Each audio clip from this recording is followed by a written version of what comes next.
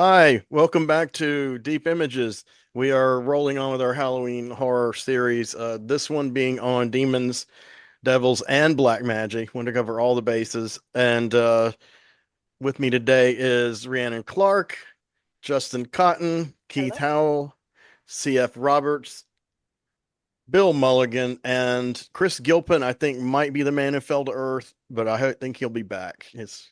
I have faith in his flying ability. So I'm going to go ahead and talk about one today that I feel like to me epitomizes for me the excitement of this kind of movie. Always been fascinated by the occult, witchcraft, Satanism, Um, this one is really one of those movies that, when you're coming along hearing about cult movies, you hear about it and it doesn't seem like it's real. You're never going to find it. You're never going to see it. Maybe someone made it up. And it's had multiple titles, which have coincided with other more well-known at the time exploitation movies. But we're going to talk about it because I feel like it's really one of the most, if not, it's one of the most iconic satanic films ever made. So that is Alucarda. Can anybody see that? Oh yeah. Alucarda. Yeah. And so Alucarda was made in 1977. The official Spanish title is Alucarda la Hija de las Tenebras, which is like the Daughter of Darkness. But of course, there already a movie called Daughter of Darkness, which was originally called Lips of Blood in Belgium, but that became the more popular title. So Alucarda stands out. So, all these other ones like Innocence of Satan, it had a bunch of other titles in the drive-ins. So this movie was Mexican. Juan Lopez Moctezuma, he was a character. He was part of the Panic Movement, which is an important performance art consortium that began in the very late 50s. That is responsible ultimately for quite a lot of cult art, not just occult, but cult, like mainstream cult art that we know of. Um, Roland Topor was a member, for instance. He wrote the novel The Tenant, which was a movie. He wrote the movie Fantastic Planet, a French film. Um, Alejandro Jodorowsky did El Topo, Holy Mountain, Sana Sangre, and he's also the world's number one authority on tarot. And he's still alive. I think he's about 97, maybe now. Yeah. Definitely a huge, huge influence on me and Jodorowsky. And Fernando Arrabal was also part of this group. He Yes. did some crazy movies Oh like yeah. Viva Namwa Morte, which is Yeah. great movie, but also repulsive to watch. Yeah. And then he also did I Walk Like a Crazy Horse, which is completely perplexing film. But Moctezuma Yeah. did his little series of movies too, and the most popular one that came up with horror fans back in the day, and it's not that well known now, is Bloody Mary or Mary Bloody Mary. Uh, you can find it on Tubi or anywhere, and it's pretty good, but it's more conventional. He did a film called Mansion of Madness, which is based on an Edgar Allan Poe story, legitimately, not like the many movies that claim to be and are not. Um, and this movie's very surreal, and it's based on the story of Dr. Tar and Professor Feather. And I think at some points it was called like Dr. Tar's Torture Dungeon to kind of exploit it. Highly recommended. But on the heels of all this, he did Alucarda. So Alucarda is shot in Mexico. It's very rustic, a lot of natural locations and a lot of strange sets they like cobbled together from all kinds of things. I mean, it's very natural looking and yet kind of unnatural. There's always kind of a misty haze over things. There's always an undercurrent to the soundtrack. The soundtrack is all synthesizer, and it really exploits the creepiness of those sounds that people were using back in the day. At times, it reminded me of Mort Garson's album Black Mass, which he did under the name of Lucifer around 1971, I think, or two, which is just Mort Garson playing one short piece after another on the synthesizer that are evil sounding as hell, and they're all called like voodoo, exorcism, and whatever. Used to be a real prized relic among record collectors. You can find it on YouTube and download it. Um, but it's in that vein, and it's a very exploitative work. It's a very notorious work. It's a very loved and a very hated work. And believe it or not, it actually has become in recent years, and this was unknown to me until recent years, it has become regarded as a serious film of scholarly study because of the nexus point of its themes, the time it came out, and public reaction. So, Alucarda is played by Tina Romero. Tina Romero, this movie was shot in English, by the way. Um, and Tina Romero is one of the most hyperactive, intense, blood-curdling, screaming actresses. I mean, I think the only person that I think can outdo her is Isabella Johnny in a Pin Possession. But Tina Romero gives it a shot, man. And Wow. the movie begins with her playing Yali mother in 1850, and she's giving birth. Now her mother is Lucy Westenra, so right away we have a we have a we have a continuity problem here. Because Lucy Westenra, died in 1898, and she was the Bluford girl as a vampire before they dispatched her. But not in this mythology. This is like an alternate thing. It's kind of based on Carmilla. It's not a vampire film, but it is based on a vampire story that predates Dracula by a generation, and so naturally it has Carmillas. For those who aren't familiar, Carmilla is kind of the archetypal lesbian vampire story, and the powerful, charismatic, lesbian vampire gets the more innocent woman under her spell, and it's been done to death. Daughters of Darkness, Velvet Vampire. We could go on, and Blood Spattered Bride. So in this case, it's also a nunsploitation movie. It comes a few years, 7 years after The Devils, and after The Devils broke that subgenre open, of course, there were tons of them. This one's kind of toward the end of that cycle, and I really think it vastly transcends the genre, just as The Devils does, so in a different, similar way. But so yeah, Lucy gives birth to a child in a coffin in a little hovel in the woods, and her nanny takes the child away. And Tina Romero has this just extremely distinctive accent, and she's like, "Don't let anything happen to my baby," And so they mention the father, and then you hear this kind of demonic, incredibly kind of low frequency demonic whisperings and multi-track kind of shit, and so who's the kid's father? Is it Satan? Is it Dracula and he's time traveled and this is an alternate timeline? Well, her name is Alucarda, Dracula. So I don't know. It's fascinating, and the lore is really not important to the story, but it definitely gives it another layer, which is cool. That makes you kind of try to position it in your head. What kind of movie is this? What kind of horror movie is it? What kind of tradition are they following? And so 15 years later, Alucarda is an adult. No, she's not really an adult. She's a teenage girl, but she's in the present day. I think the actress was 20. Um, but at this point, we go to a character named Justine, named no doubt for the Marquis de Sade novel. Justine is this innocent, kind, Candide-like character, and she comes into this nunnery.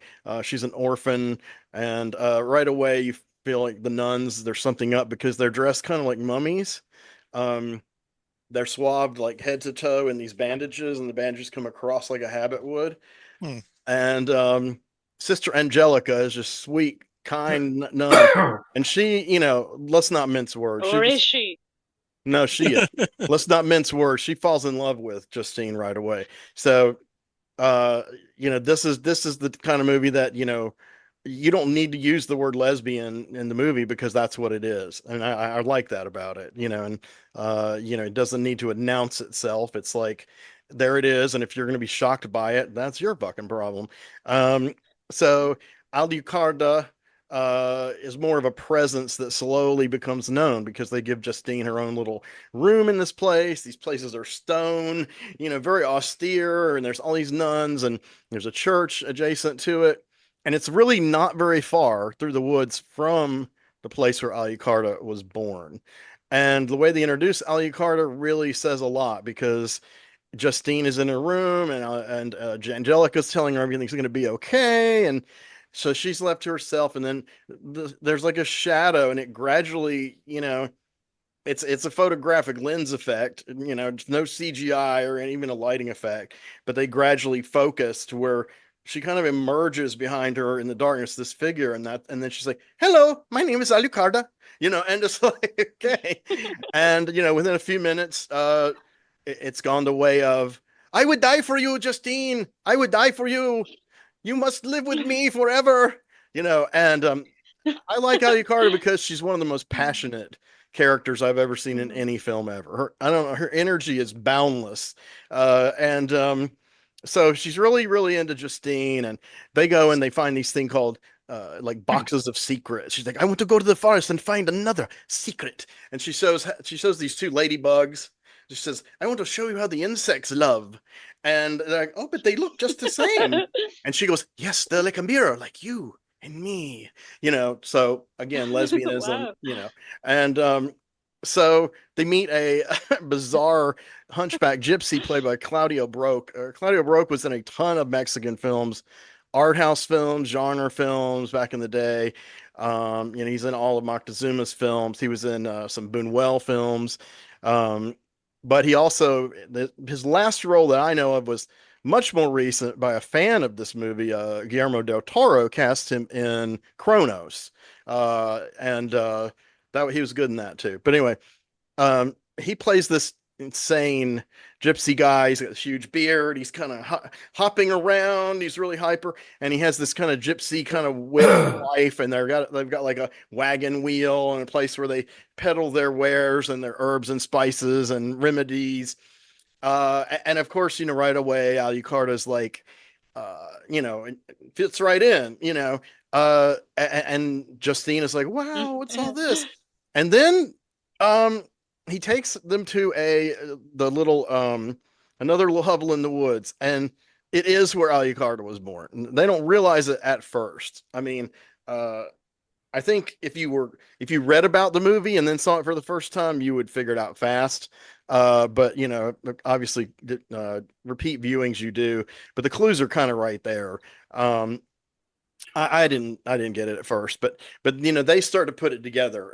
Alucarda, I should say, starts to put it together because they're in this place, and he presents them with a dagger, and he starts telling about all these spells, and the surrealism starts to kick in. She bends. I don't know how she does this. She bends herself all the way backward, Alucarda, and her hair is like super long, and then the lightning flashes, and then she's totally naked been back in this because she wears this beautiful gothic. She's the total goth chick, and she's got those Victorian lace boots and all that shit, and her hair's like super long and black. You saw her. Anyway, so that they keep flashing back and forth, and it's like, what's really happening here? So it's kind of like the first spell that's being enacted, and it's really kind of like Justine is coming under these people's spell. But Alucard's not really with the gypsy guy either, and the gypsy guy's wife seems a little nervous around Alucarda even because, Alucarda, I think if you haven't figured it out, there's a seed of evil in her. But she's so fucking likable. But she so after they have this little incident with the gypsy, let me get my cane. They return to the nunnery, and by this time, Alucard's like, madly in love with her, and she's just talking all this like, we should die together. And Alucard is an existentialist character. This can only be a global South kind of character. She's not like Zaydo Caixon or Coffin Joe, Jose Mojica Marin's, how he starts all his movies with, there is no good or evil, there is nothingness, the universe, so it's the exact same territory. And again, countries where Catholicism ran rampant over people. So this takes place in 1865. So it probably wasn't very. So you could kind of feel for her a little bit, even though she's kind of a little bit off.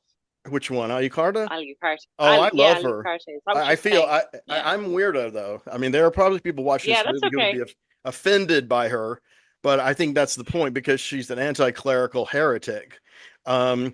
And the movie gives you two points of views because they give you Father Lazaro, who's this pompous, crazed monk who's like constantly pontificating about everything's evil and the devil, and he speaks like that, and he talks in this big voice. Then you meet Dr.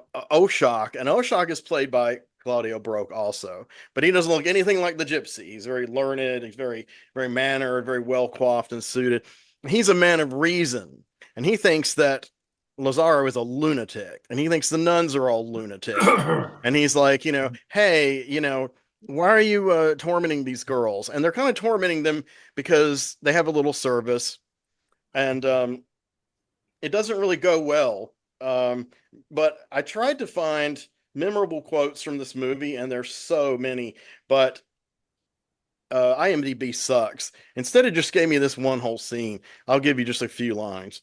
So they're in the church, all obedient. The nuns are chanting, blah, blah, blah. Alucarda. And this is what the devil does. This was a much sampled line in My Life with the Thrill Kill Cult song in the late 80s, early 90s. He grants us virtues to expand his kingdom, the only valid one, God. And then Justine, God, with his lack of knowledge, does not understand this truth and opposes it with false thoughts and prayers. And then the Mother Superior is freaking out. And Alucarda and Justine, Satan, Satan, our Lord and Master, also sampled by the same band many times. I renounce the other God and all the saints. I promise to serve and obey thee as long as I live. I acknowledge thee as my God and prince. And they're like, don't listen to them. And she says, Satan, Satan, I promise thee that I will do as much evil as I can. I will draw everyone else to evil. I won't fail to serve and adore you. I give you my life and my soul. And to me, the way she delivers it, though, is hilarious. I mean, it's like super fast, the accent, and it's just like so, like she's just like this brat, she's just like, fuck your church, and their reaction is kind of funny to people who aren't, I guess, extremely religious, which I'm not at all. So to me, their reaction is like, come on, guys, they're just saying words, and calm down. But then I think that's the problem. This is the culture. And this movie's more recently been read as a deliberate argument against tradition for modernity. It's been cited as an argument against Catholicism and organized religion, obviously, but it's also been argued as an argument against all dogma, because the rational guy, the doctor, the scientist, he's like, we're living in a new age. Just that they had an enlightenment. But when things start to get really supernatural, he admits he doesn't know what to do, and he's like, I guess I gotta, give a props to Lazaro here, the nut. He knows what's really happening. The guy's like, I told you all along, it was the devil's involved with this. And the doctor's like, well, I suppose this is unknown to me, but it must be caused by what you call the devil. And so either way, the doctor wants to save these girls, but they torture Justine to death. They strip her, of course, and put her on an X cross and put needles in her, and finally one goes to her heart. You can kind of tell. They don't really, it's just this whole like, if they bleed, they're a witch, or if they don't bleed, they're, whatever. And so she dies. And this doesn't sit too well with her girlfriend. And the doctor's freaking out. But the turning point really, it's when the nuns start to kind of flip out, which is typical of nunsploitation movies. In the background, they're writhing around, they're taking their clothes off, which in this case is unwrapping these mummy bandages, and screaming, and lots of screaming in this movie. Lots of. If you want to annoy your neighbors, turn this up full blast and put it in their window. But then, so one of the nuns dies, and then comes back to life, and she's kind of like a zombie. And the Father Zara, Mr. Macho here, he's over here. He just takes a sword and just starts hacking it to her to bits. And he cuts her head off. And then the doctor's like, what did you do that for? And he's like, she was dead, and then she walked. Can you argue with this? And he's like, well, no, I can't. It's obviously something I don't know about's going on here. And Alucarda takes the doctor's daughter, Daniela, a young blind girl, under her wing as her new, grooming her new love muffin. Apprentice lover. Yes. And because, she's very broken up about Justine, which she really is broken up, but she's also, I don't know. I guess nowadays people will be like, Alucard, she has needs. Yeah, so people will be like, Alucard is a sexual predator. I'm banning this movie, but whatever, however you choose to look at it, whatever lens you choose to look at it through. I guess, yes, she is a sexual predator, but her father's probably Satan or Dracula. So, I mean, do you expect anything else? Yeah, of course. That's how she moves. But it's very romantic to Alucarda. She's just spouts all this romantic dialogue and these vows and these proclamations. And finally, they kind of just fuck with her a little too much, and she starts to unleash this power she has, which they kind of hinted at with the scene with the gypsy in the beginning. That kind of plants the seeds for this, and this is when you have the most hysterical and memorable uh, scenes in the movie, because she has a chance. She has three patron demons, and she chants their name a lot, and she's like Beelzebub, Belphegor, Astaroth, and she says it like a lot. And usually when she says it, if someone's in her way, she says it to them like Belphegor. That person bursts into flame, and so she's just starting to take out nuns and monks right and left, and she's basically gonna kind of probably burn the whole church down. The doctor just wants to save his daughter. Somewhere in the middle of this is how fucked up everything is that Justine comes back to life. They put Justine in a coffin with the intention to bury her. And she pops out of the coffin, and of course they buried her totally naked, right? She jumps out of the coffin, she's covered in blood, and she's kind of like a vampire, and they have to destroy her. And Sister Angelica, she's heartbroken because she was really as in love with her as Alucarda was, and Angelica is bitten by Justine before she died. So there's a vampiric, but it's almost like a zombie. She takes a huge chunk out of her neck. So the whole time there's a lot of these synchronicities, like as this nun Angelica is dying, and she's had the faith the whole time. She's like the only nun who isn't a hypocrite in the whole thing, in the whole place. And the fact that she's in love with a woman is not incongruous to her, nor is it to me. But some people be like, "What the hell? You can't make the lesbian the most Christian one." Well, yeah, you can. It's a story. So anyway, she's like, having these flashes, and more blood is coming down her face, and of course she's bleeding where she's been bitten, and they intercut it with Alucarda and her power growing and this flame effect that's in her eye. It's very simple. I mean, basically, I think they just took a lighter here and just left it here and just filmed it quick as they could, but they use it a few shots, and again, it looks like the flames rising in her. This movie's not cheap. I mean, it is cheap, but it's more rustic. I think people who like folk horror, who talk about folk horror constantly now, which I have no problem with that. I'm super happy it's been discovered, reappraised. This is definitely folk horror because this is just a very rustic period piece kind of thing, but it also is non-exploitation. It's also squarely a satanic film. And, it ties in with the Dracula mythos. So, Alucarda, she basically, the whole church starts to burn. So some of the most powerful final images, are these, icons, effigies of Christ on the crucified that are burning. And Alucarda doesn't make it out alive, but you don't really know. I mean, it's kind of one of those things like, it wasn't so it would have a happy ending, but I think it was one of those things like, okay, so the forces of reason and the forces of religion neither could explain this phenomena or what's going on, but they both decided that they were going to fight Alucarda. She was going to be their goat, because she's the one to seduce the girl. Never mind that the church are the ones who tortured her to death. And she's going to fight back, man, and she's taking as many with them as she can. I personally was very delighted. I mean, I liked Oshak the doctor, and I did want to, it's ambiguous as to whether he gets his blind daughter out. I mean, he gets her out, but she's falling down a bunch of stairs. I don't know if she's alive or not. And because she's basically like, Alucarda leaves her and she's like, "Hey, did you forget I'm blind?" And she falls down all these stairs.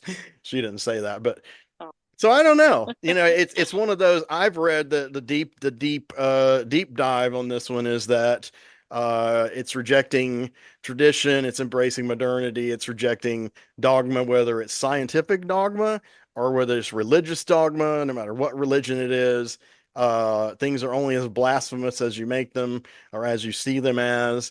And I don't think the issue in story, I'm not talking about the subtext or the meaning, but the in story, I don't think the issue is whether Alucard is blaspheming in church.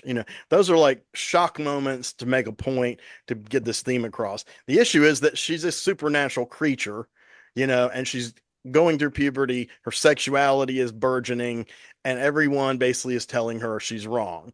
And so, like an obstinate, rebellious girl, she is going to be like, fuck you. And she just happens to have all this power of whoever her real demonic father was in her. And she's one of my favorite fictional characters. I've written stories about her.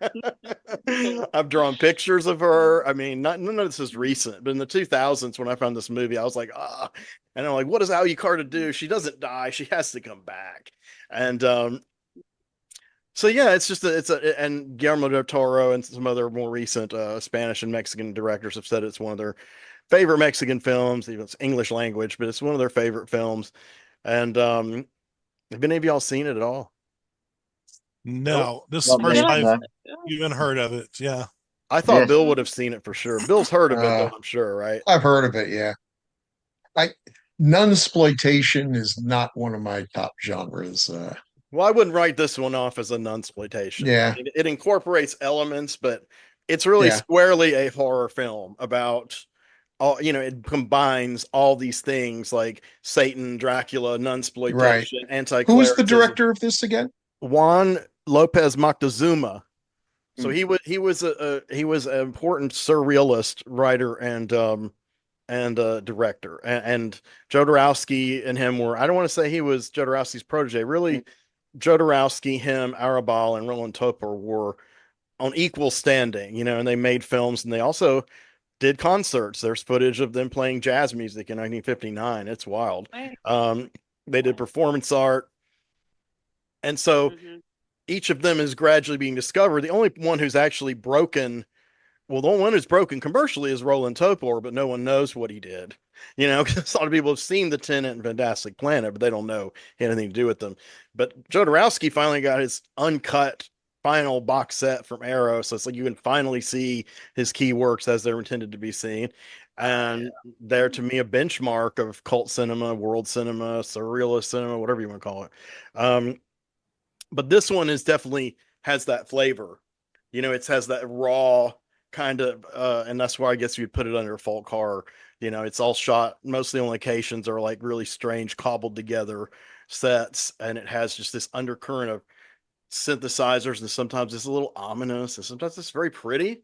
There's a lot of little pretty themes. I mean, there's a lot of, I think there's a struggle early on thematically between nature and like who you are in nature, and in this case, a lesbian, and unnature, these establishments, that tell you who to be. They're the bricks and mortar. You're over here in nature playing with the ladybugs with your girlfriend, and it's like, why can't everyone just be this way? And it's obviously it's coming 77. So it's tripping toward the end of the counterculture ideas. I highly recommend it. I want all of y'all to see it. I'm genuinely surprised none of y'all have seen it. Well, I I'm figured downloading Chris or it Bill right would have now. seen it. Yeah, I'm downloading it right now to watch it. So, oh God, yeah.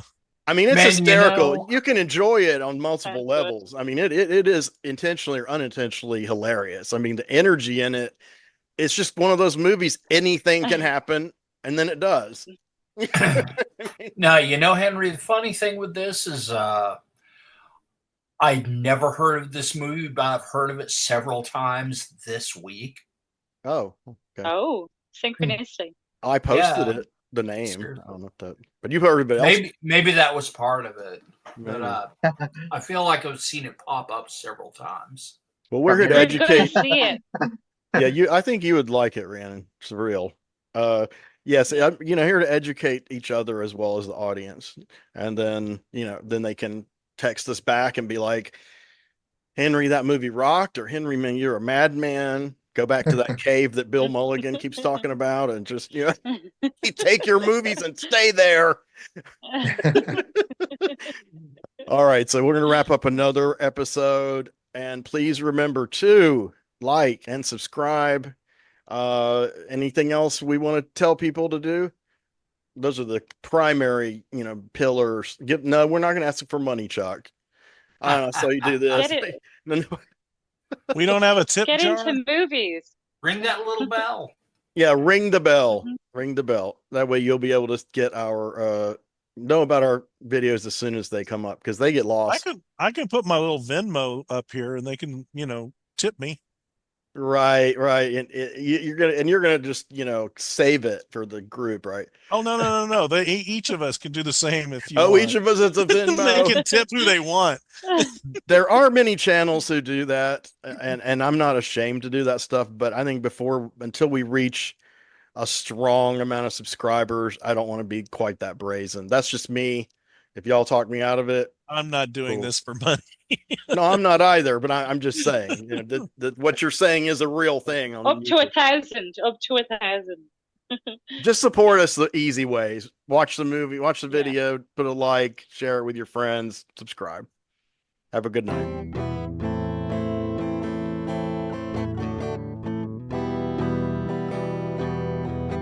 And it's true that we cannot see that far behind. If we looked all the way in the past, we'd go blind. In the night, from the stars as they've all lived their lives, and the light that they gave as they burned and then died.